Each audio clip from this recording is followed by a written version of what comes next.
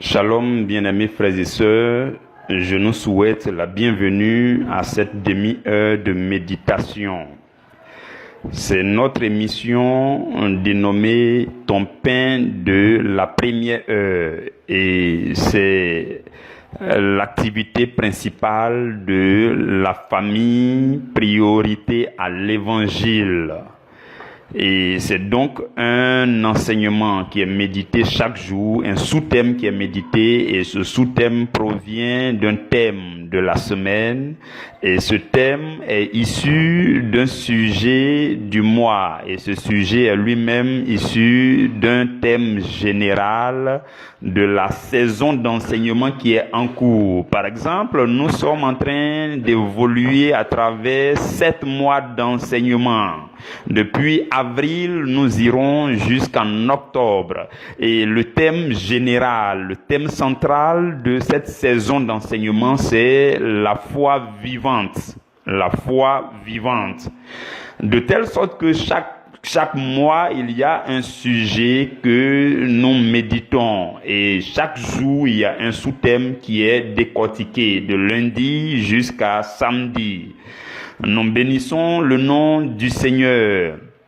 Il y a aussi notre calendrier de lecture et d'études bibliques qui est disponible chaque semaine pour aider les uns et les autres à méditer quotidiennement la parole de Dieu. Et nous avons ce mercredi, sur 3 jours, nous aurons notre jeûne du mois afin de nous ressourcer dans le Seigneur, afin de faire le bilan spirituel personnel avant d'entamer le mois d'août. Donc, 3 jours de jeûne, mercredi, jeudi et vendredi. Bien-aimés frères et sœurs, le sous-thème que nous méditons en ce jour du mardi 27 juillet, c'est l'amour est la sève provenant du Dieu amour en vue de vivifier notre foi. L'amour est la sève. Voyez-vous, la sève, c'est le liquide. Le liquide qui est dans l'arbre. Voilà, le liquide qui est dans l'arbre, un peu comme le sang qui est dans l'homme. Quand vous découpez un arbre vivant, il y a un liquide qui va sortir, ou une plante, il y a un liquide qui va sortir. Ce liquide-là, on appelle la sève. Donc, notre sous-thème dit, l'amour est la sève qui provient du Dieu amour, le Dieu qui est amour. En vue de faire quoi? En vue de vivifier notre foi. Lisons dans Jean au chapitre 15, versets 5 à 7. Jean chapitre 15, versets 5 à 7. La Bible dit, je suis le cep. C'est Jésus qui parle, il dit, je suis le cep. Vous êtes les sarments. Celui qui demeure en moi et en qui je demeure porte beaucoup de fruits, car sans moi, vous ne pouvez rien faire. Si quelqu'un ne demeure pas en moi, il est jeté dehors comme le sarment et il sèche. Puis on ramasse les sarments, on les jette au feu et ils brûlent.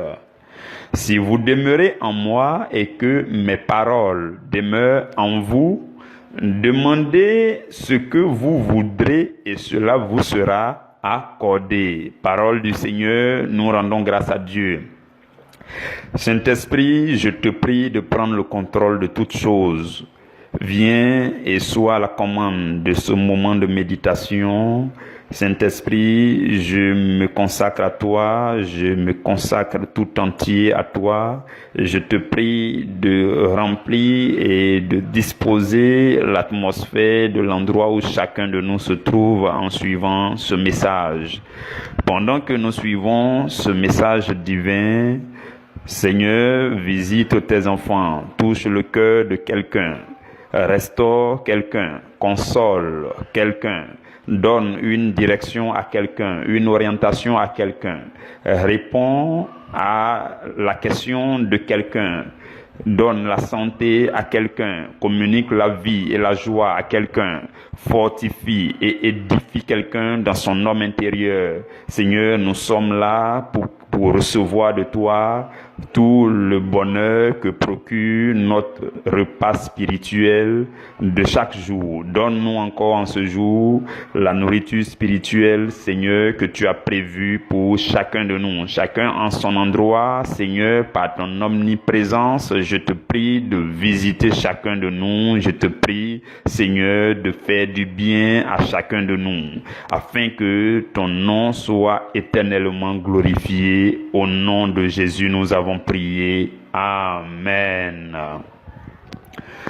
Mes frères, mes sœurs dans le Seigneur, pendant que vous êtes en train de me suivre avec une attention aimable et humble, je voudrais nous faire comprendre, ou du moins je voudrais qu'ensemble nous puissions remarquer que dans la Bible, essentiellement dans le Nouveau Testament, il y a des paroles, des propos fermes, des propos d'autorité, des déclarations fermes que nulle autre personne n'a faites.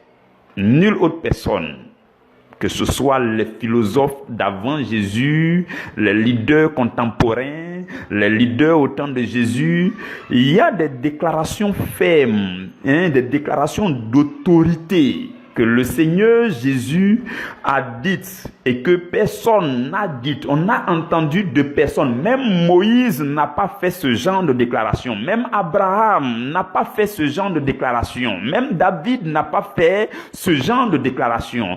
Mais lorsque le Seigneur Jésus va parler à certains endroits des évangiles, il les ferme. Et ce sont des propos d'autorité qui attirent particulièrement l'attention de celui qui écoute. Je ne sais pas si vous avez remarqué ça dans la Bible. Par exemple, il déclare à plusieurs reprises que il est Dieu. Et cela donne de la migraine à certaines personnes, notamment aux Juifs en son temps. Dans Jean au chapitre 10 au verset 30, le Seigneur Jésus dit, personne ne l'a dit. Ce genre de parole, personne n'a osé dire et personne n'osera le dire. Il dit, moi et le Père, nous sommes un. Personne d'autre n'a osé dire en Israël que lui et puis Dieu le Père, là, ils sont un. Mais Jésus dit, il prend la parole au milieu des Juifs à Jérusalem et il parle, il dit, sans retenue, avec une pleine autorité, il déclare que lui et Dieu le Père, ils sont un. Et cela a choqué les Juifs. Et les Juifs cherchaient à le persécuter. Et même quand vous lirez dans Jean au chapitre 14 au verset 11, il dit, croyez-moi, je suis dans le Père et le Père est en moi. Vous voyez, donc Jésus est parfaitement, harmonieusement dans le Père. Et le Père, Dieu le Père, est aussi en Jésus, parfaitement et harmonieusement. Vous comprenez? Et ce sont des déclarations fermes que Jésus a dites. Il a déclaré ces paroles publiquement. Et personne d'autre sur la terre n'a osé dire encore ce genre de paroles. Quand vous lisez dans le verset 10 de Jean 14 là, il dit, ne crois-tu pas que je suis dans le Père et que le Père est en moi? Et il dit, les paroles que je vous dis, je ne les dis pas de moi-même. Et le Père qui demeure en moi, c'est lui qui fait les œuvres. Vous comprenez? Donc, le Seigneur, à plusieurs reprises, a démontré par des paroles fermes, des paroles d'autorité, qu'il est pleinement en Dieu et que Dieu est en lui. Regardez encore dans Jean chapitre 5 au verset 18, il dit, mais les Juifs vont se plaindre et ils vont dire, mais pourquoi il se fait égal à Dieu? Il appelle Dieu son Père. Et vous voyez en Israël, quand quelqu'un dit que Dieu est son Père, eux ils n'ont jamais entendu que Dieu a un fils. Non. Donc dès lors que tu dis que Dieu est ton Père, tu te fais égal à Dieu. Et encore dans Jean 14 au verset 6, Jésus va déclarer une parole que personne d'autre ne peut oser déclarer. Il dit, je suis le chemin, la vérité et la vie. Il n'a pas dit un chemin, une vérité et une vie. Non, il dit, Il dit, le seul chemin, la seule vérité, la seule véritable vie qui est la vie éternelle, il dit, c'est lui Jésus. Et il complète pour dire, nul ne vient au Père que par moi. En fait, je n'ai jamais vu un homme, un leader, fouiller dans les religions et venir me dire, si leur leader a osé déjà dire qu'il est le seul chemin qui mène à Dieu et que personne. Jésus a déclaré publiquement, hautement, il dit que nul ne peut aller à Dieu sans passer par lui. C'est clair, c'est ferme. Vous comprenez? Je ne sais pas si vous pesez l'autorité dans ces paroles-là. Et la Bible dit encore qu'il est la parole de Dieu. Dans d'autres religions, on va vous dire que Dieu n'a pas de fils, mais Dieu se révèle par sa parole. Et maintenant, quand vous venez dans la Bible, humblement, vous découvrirez dans Jean chapitre 1 que Jésus est la parole de Dieu. Donc Dieu s'est révélé en Jésus, ou alors Dieu s'est manifesté en Jésus. Et Apocalypse chapitre 19, verset 13 va confirmer cela. Là-bas, la Bible dit, il était revêtu d'un vêtement teint de sang. Son nom est la parole de Dieu. Son nom c'est quoi? La parole de Dieu. Et les armées qui sont dans le ciel le suivaient sur des chevaux blancs revêtus d'un fin lin blanc et pur. Vous comprenez? Jésus est quoi? La parole de Dieu. Et la Bible dira encore que il est la nourriture descendue du ciel pour l'humanité tout entière. Dans Jean 6 au verset 51, il dit, je suis le pain vivant qui est descendu du ciel. Si quelqu'un mange de ce pain, il vivra éternellement. Et le pain que je donnerai, c'est ma chair, que je donnerai pour la vie du monde. Vous comprenez, il est la nourriture de Dieu. Il est la nourriture descendue de Dieu pour l'humanité. Et la Bible dira encore que, vous voyez, avant que Abraham qui est le père de la foi, avant qu'Abraham ne soit, Jésus même il était. Il dit, dans Jean 8, 58, il dit, avant qu'Abraham soit, je suis. Vous comprenez toutes ces choses, frères et sœurs. Et Jésus n'a écrit aucun livre. Il n'a pas écrit de livre. Il a écrit quelque part même qu'il n'est même pas allé à l'école. Mais ses paroles sont les plus lues dans le monde entier. Les paroles de Jésus sont les plus lues dans le monde entier. Vous ne trouvez pas ces choses-là bizarres? Et Colossiens 1,16 va dire, en lui ont été créées toutes les choses qui sont dans les cieux et sur la terre, les visibles et les invisibles, les trônes, les dignités, les dominations, les autorités, tout a été créé par lui et pour lui. Et il est avant toutes choses, et toutes choses subsistent en lui.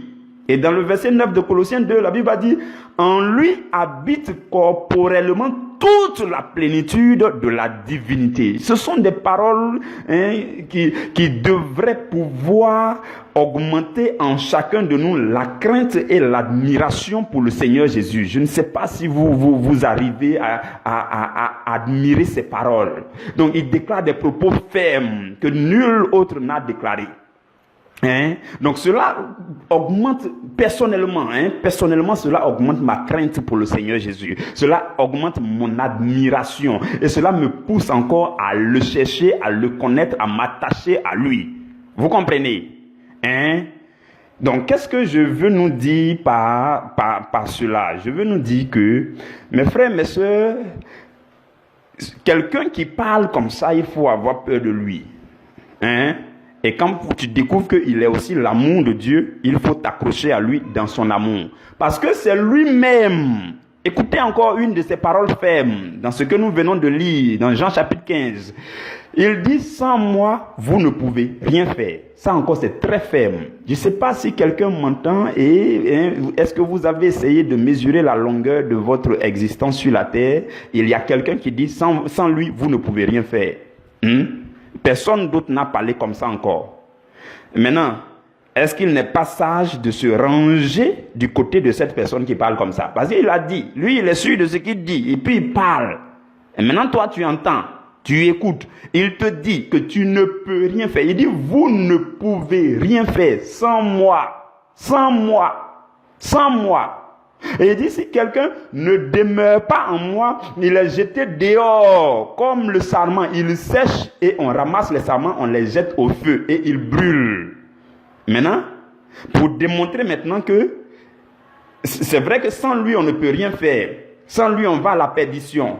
Mais avec lui aussi, il dit, si vous demeurez en moi et que mes paroles demeurent en vous, il dit, demandez tout ce que vous voudrez et cela vous sera accordé. C'est pas magnifique ça, c'est pas beau, c'est pas admirable ça. C'est-à-dire que non seulement ça suscite la crainte, mais au bout du compte, ça suscite aussi l'admiration et l'attachement et l'amour pour ce Seigneur. Vous comprenez? Vous me suivez, frères et sœurs?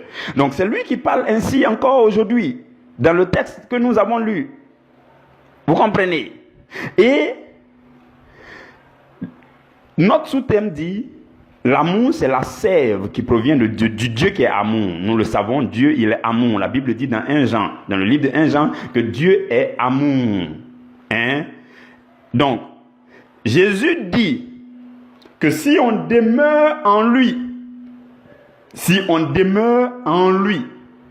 hein, et que lui, il demeure en nous, alors tout ce qu'on demande, il nous donne. Je ne sais pas si vous voyez l'action de la foi. La foi devient aisée et simple, et magnifique, et agréable.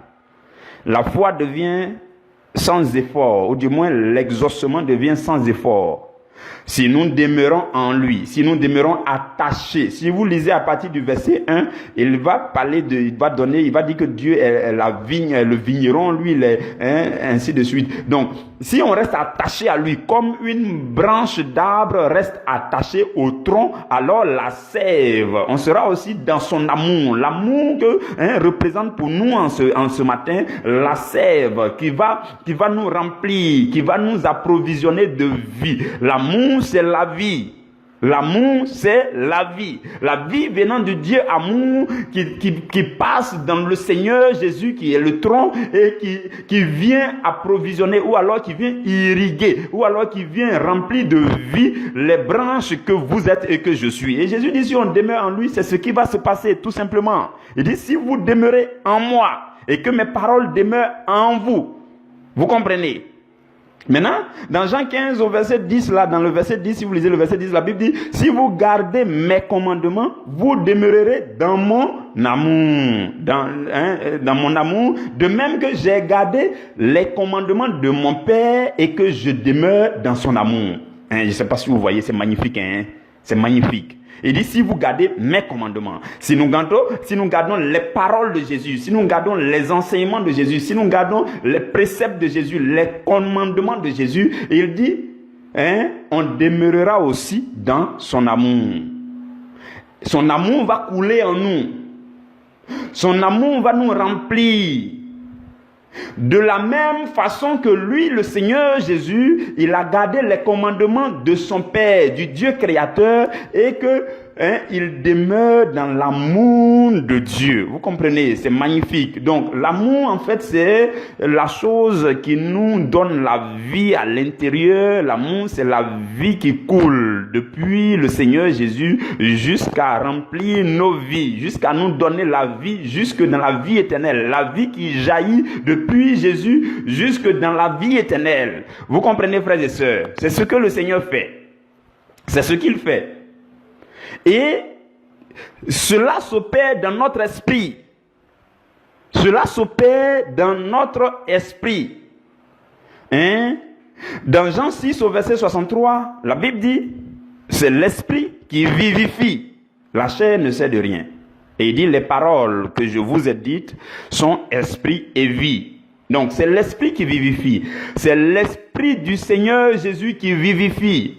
Le Seigneur Jésus qui est Dieu et qui est amour, c'est son esprit qui va venir nous vivifier.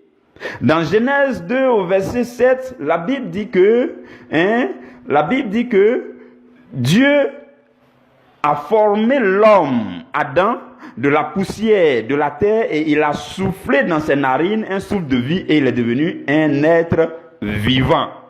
Vous comprenez? Le premier Adam était un être vivant. Mais le second Adam, qui est le Seigneur Jésus, est un esprit qui vivifie, qui nous vivifie. Quand il nous vivifie dans notre être intérieur, notre foi est opérante, notre foi est productrice, notre foi est fonctionnelle, notre foi est exaucée. 1 Corinthiens 15, 45 dit, Le premier homme, Adam, devient une âme vivante, mais le dernier Adam est devenu un esprit vivifiant. Donc l'esprit de Dieu, l'esprit du Seigneur Jésus vient pour nous vivifier dans notre homme intérieur. Et l'amour du Seigneur Jésus coule en nous pour faciliter l'exaucement. Parce qu'il a dit, si vous demeurez en moi, demandez tout ce que vous voudrez et cela vous sera accordé. Vous comprenez? Tant qu'on demeure en lui, tout ce qu'on demande, cela nous sera accordé. Vous comprenez, frères et sœurs? Et la Bible dit que Dieu a donné son esprit à Jésus sans mesure, sans mesure. Donc il est la plénitude de Dieu. Il a plu à Dieu de faire habiter en lui la plénitude de la divinité. C'est ce que nous dit la Bible, vous comprenez? Donc, lorsqu'on demeure attaché au Seigneur Jésus, qu'est-ce qui se passe? Lorsqu'on demeure attaché au Seigneur Jésus, lui qui est parfaitement, harmonieusement, excellemment dans l'amour du Père, si nous aussi on demeure attachés à lui, sachant que le Père est pleinement amour et que le Fils est pleinement dans l'amour du Père, si nous demeurons attachés au Fils, dans l'amour du Fils, c'est cet amour-là qui va faciliter toutes choses dans la manifestation de notre foi. Hier, nous avons vu que la foi devient une complication pour le chrétien lorsque le fondement, ce n'est pas l'amour. Par contre, lorsque l'amour est bien en place dans notre cœur, dans notre esprit, lorsque nous marchons dans l'amour comme il se doit, qu'est-ce qui se passe? La foi fonctionne aisément. La foi devient, la beauté de la foi, c'est l'amour. La beauté, la splendeur de la foi, c'est l'amour. L'aisance de la foi, c'est l'amour. L'exaucement, ce qui facilite, qui précipite l'exaucement de nos prières de foi, c'est l'amour. Il faut l'amour en bas. Voilà pourquoi on prie beaucoup, on demande beaucoup, on ne reçoit pas. Parce que l'amour n'est pas encore en place. Vous comprenez? Je crois qu'il y a un sous-thème prévu pour cette semaine où nous allons voir que l'amour, c'est un centre d'intérêt. Nous devons avoir l'amour comme le centre d'intérêt commun avec Dieu. Parce que si vous n'avez pas l'amour, vous marchez pas dans l'amour, vous marchez dans la haine, vous détestez les frères et sœurs, vous êtes rancunier, ainsi de suite. Votre cœur est surchargé contre quelqu'un régulièrement pendant que vous partez à la prière. Et quand vous partez à la prière, quand on prêche, la parole que vous entendez là, vous pensez que ce n'est pas vous qui devez appliquer, c'est l'autre là qui doit appliquer. Quand vous retournez chez vous, c'est l'autre que vous devez enseigner, c'est l'autre qui doit appliquer. Quand vous voyez, ce que je dis est une réalité. Beaucoup de chrétiens, quand ils entendent un enseignement, au lieu d'appliquer à leur propre vie systématiquement, ou du moins au lieu de s'appliquer à pratiquer ce qu'ils entendent, ils veulent plutôt vérifier si l'autre qui est à côté marche selon cet enseignement. C'est devenu courant, c'est devenu monnaie courante, de telle sorte que la bénédiction nous rate, la bénédiction nous manque, la bénédiction passe à côté. Vous comprenez? Et il n'y a pas d'amélioration, il n'y a pas de transformation visible. Pourquoi? Parce que on n'accueille pas les enseignements, on ne reçoit pas nous-mêmes, on n'applique pas à notre propre vie, on pense que c'est l'autre qui doit pratiquer. Et on veut coûte que coûte vérifier. Et on est prêt à critiquer, à voir, à parler de l'autre qui n'avait pas pratiqué l'enseignement de la dernière fois. Vous comprenez? Ça, je pense que c'est quelque chose, on doit faire très attention parce que c'est un piège. C'est vraiment un piège. Le message qui passe s'applique à vous d'abord, en priorité. Le premier consommateur du message divin, c'est celui qui l'entend en premier. Et lorsque sa vie est transformée, cela sera visible par ceux qui sont à côté et qui vont aussi pratiquer la même chose. Vous comprenez, frères et sœurs? Donc, le Seigneur Jésus nous dit en ce jour que nous devons nous attacher en lui. Et une des façons de nous attacher à lui, c'est la parole. Il dit, si vous demeurez dans ma parole, hein, quelque part dans Jean chapitre 14, là, il dit, si ma parole demeure en vous. Il dit, si vous m'aimez, vous garderez ma parole. Si ma parole demeure en vous, mon Père et moi, nous viendrons et nous ferons notre demeure chez vous. Vous comprenez? Donc, une des manières de demeurer dans le Seigneur, de nous accrocher au Seigneur, de nous attacher au Seigneur, c'est par sa parole. Lorsque nous sommes attachés à la parole de Dieu, l'amour nous est transféré. Il y a une transfusion de l'amour qui est opérée depuis le Seigneur, l'Éternel, le Dieu qui est amour là, son amour se transfère dans notre esprit parce que nous sommes accrochés au Dieu qui est amour. Vous comprenez? Donc, la Bible dit quelque part encore dans 1 Corinthiens 6 au verset 16, je crois, celui qui s'attache au Seigneur, celui-là devient un même esprit avec le Seigneur. Donc, il y a une unité harmonieuse et parfaite, hein, on aboutit à cela lorsqu'on s'attache au Seigneur. Votre esprit est dans l'esprit du Seigneur est en vous, vous demeurez dans le Seigneur, vous marchez et vous vivez dans l'amour du Seigneur. Mais bien aimés, frères et sœurs, le Seigneur le recommande parce que à ce stade-là, tout ce que vous demandez, la chose vous est accordée. Hein, j'avais développé un sous-thème, je crois, l'année dernière, hein, où j'avais dit que la vie est une mission qui est pourvue, hein, ordonnée, pourvue par Dieu, quelque chose comme ça, où j'ai parlé des 3 types de récompenses que les hommes ont. 3 types de récompenses. Hein, je me souviens que ce jour-là, j'ai dit la première récompense, tout ce qu'on peut recevoir sur la terre, quand on est sur la terre, la première récompense, bon, pas forcément quand on est sur la terre, mais la première récompense de l'homme dans son existence. Il y a 3 récompenses en tout. Et la première récompense, c'est tout ce dont vous avez besoin pour vivre. Bon, quand il dit récompense, je veux dire la première ressource, la première provision pour votre existence. Tout ce dont vous avez besoin pour manger, pour survivre. Manger, se laver, boire, tout le monde a ça. Tout le monde a ça. Habiller, tout le monde a ça. À la rigueur, ce sont des choses, Jésus dit, ce sont les païens qui demandent cela. Hein? Ce sont les païens qui demandent. Et même quand certains païens ne demandent pas, Dieu leur accorde. Hein? Il dit, cherche premièrement le royaume. Ces choses-là, ça vient seul. Ça vient seul. Ça vient seul. Et en plus de cela, tout ce dont tu as besoin pour accomplir ta mission sur la terre, quand tu demandes, ça vient. Il dit, tout ce que vous demanderez, cela vous sera accordé. Et bien aimés frères et sœurs, je nous invite à être sages lorsqu'on demande quelque chose à Dieu. Pourquoi? Parce que tout ce que Dieu vous accorde pendant que vous êtes encore sur la terre, ces choses ont la nature d'une provision. J'avais développé ça dans un enseignement. Si vous allez fouiller sur nos pages, là, vous allez découvrir là-bas un sous-thème qui dit hein, la vie est une mission ordonnée et pourvue par Dieu. Vous allez voir les détails dedans. Là-bas, avec une conviction ferme, j'ai affirmé que tant que nous sommes sur la terre, il n'y a pas de récompense pour nous. Ce que nous recevons de Dieu, ce n'est pas, on n'appelle pas ça une récompense. La récompense nous attend au royaume des cieux. Pourquoi? Parce que tout ce que Dieu nous accorde tant que nous sommes sur la terre, c'est pour que ça nous aide à réussir notre mission. Que ce soit la nourriture, que ce soit la maison, que ce soit la voiture, que ce soit tout ce que vous voulez recevoir de Dieu sur la terre, toute la richesse possible, Dieu envoie pour votre mission, dans le cadre de votre mission, pour que la mission réussisse. C'est tout. Ce n'est pas encore la récompense. Donc, imaginez maintenant la récompense qui attend après notre mission sur la terre. C'est éternellement glorieux. C'est éternellement glorieux. Donc, tout ce que vous pouvez recevoir ici, ne cherchez pas à consommer, gaspiller tout ce que vous recevez de Dieu. Parce que ce sont des provisions pour votre mission. Il faut investir, il faut faire valoir, c'est comme les talents, il faut faire valoir les talents, il faut faire fructifier les talents, il faut ensemencer, il faut utiliser ça pour construire un trésor dans le ciel. Ce trésor-là sera retrouvé après notre mort, après notre passage sur la terre. Vous comprenez?